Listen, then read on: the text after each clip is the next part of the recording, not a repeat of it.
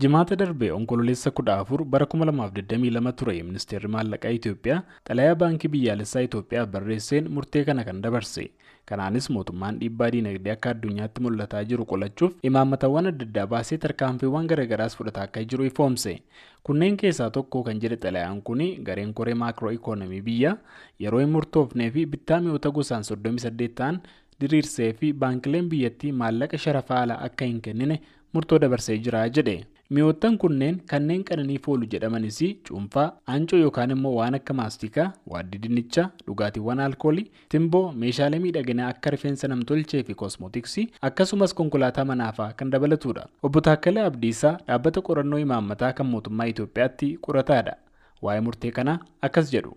Murtoon kun murtoo fiiskaal imbaalansii yookaan immoo yeroo garaagarummaan gara alaatti meeshaan erginuu fi biyya alaarraa meeshaan galchinu maallaqni sanarratti baasii ta'u garaagarummaa guddaan yeroo mudatu akkasumas immoo kuufamni haramni alaa nuti qabnu wantoota barbaachisoo ta'an yookaan immoo dirqama wantoota itti fayyadamnu yeroo barbaachisaa ta'etti biyya alaatti gara biyya keessatti galchuudhaa fi kuufama maallaqaa yoo xiqqaa ta'e yookaan gadi bu'aa yoo deeme murtoowwan kana fudhachuudhaan garaagarummaa ni hir'isa akkasumas immoo wantoota barbaachisoo ta'an biyya alaatti gara biyya keessaatti galchuudhaaf hanqinni sharafa alaa akka hin mudanne gochuudhaaf mootummaan murtoowwan kana ni fudhata.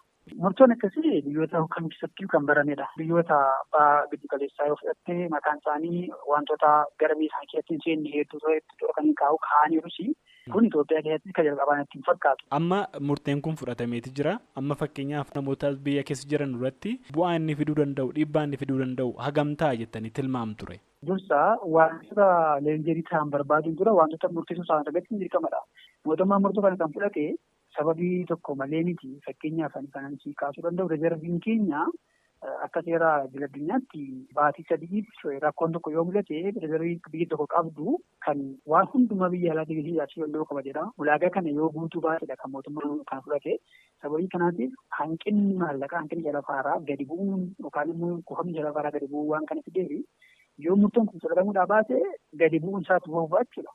Sharafni alaa kallattiin karaa seera qabeessaa waan biyyattiitti akka malee galaan jirreef yoo kun gadi bu'uun isaatti boobaa immoo wantoota murteessoo ta'an akkuma isin jedhee yaalaaf wantoota barbaachisan galtee indaastirii qabdeen ta'an wantoota bu'uura ta'an galchuu irratti dhiibbaa waan qabuuf saniin galu kanaan dhiibbaa guddaa ni qabaata. Kana wajjin wal qabatu yoo quba qabaatte Firankoo vaalutaa wanti jedhamu jira kan mootummaan namoonni kaashi rezervii kan biyya alaa qaban wantoota barbaachisoo ta'an bitanii galchan. Namoonni sun maal godhu eeyyama firankoo vaalutaa fudhatanii ka'aniitu doolaara gabaa gurraacha irraa bitanii gatii mi'aatiin bitu gatii mi'aatiin galchullee. Murtoo kana fudhachuun mootummaa wantoota biyyattii keessa jiru akka namni fayyadamuuf jajjabeessa. Lammaffaa doolaarri akka malee akka waliin kaaneef to'annoo guddaa godha. Obbo Lammaa Urgii itti gaafatamaa muummee qorannoo diinagdee kan Yuunivarsiitii Jimmaati.